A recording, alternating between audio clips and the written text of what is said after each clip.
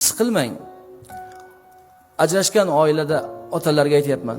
Siqilmang. Bolangizni ko'rsatmayotgan bo'lsa ham siqilmang. Ba'zi oilalar ajrashib ham turadi. Chunki uning sabablari bor. Ajrashganda bir tomonda ayb bo'lmaydi. Ikki tomonda har birining 50% hissasi bo'ladi. Ming siz yomon bo'lgan taqdiringizda ham narigi tomon 50% ga javob berish kerak.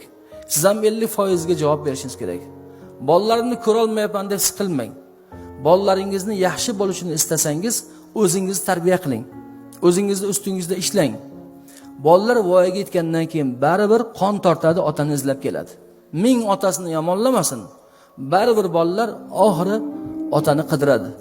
Onasiga qo'ymaydi, otamni topib ber deydi. Ona eriga nafrat qilib, bolasiga bir umr otasini yomonlab, bir kuni bola aqlga kirganda onasining yuziga aytadiki, "Ona, sen menga otamni yomonlagansan, otamni topib ber" deydi. Aqlli xotin yoki aqlli erkak bolasini qurol qilmasin hech qachon. Bolalar eri xotin orasidagi qurol bo'lishi mumkin emas. Bu oiladagi farzand tarbiyasidagi eng katta xato mana shu. Urushib qolganda eri xotinlar farzandlarni qurol qiladi. Ayniqsa ayollar tomonidan ko'p narsa sodir bo'ladi. Bolani qurol qilgan ona eng katta xatoni qildi. Bir kun o'sha qurol o'ziga qaytib keladi. Buni hech qachon unutmasin.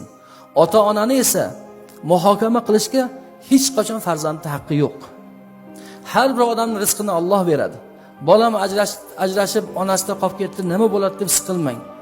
Bolangizga sizdan ko'ra mehribon Alloh bor. Siz o'zingiz ustingizda ishlang, farzandingiz sizga o'xshab tarbiyalanib boraveradi. Bir kun qidirib kelganingizda ko'zingizda quvontiradigan bir farzand keladi. Jinoyatchi bir maxluq emas, ko'zingizda quvontiradigan bir farzand sizning oldingizga keladi.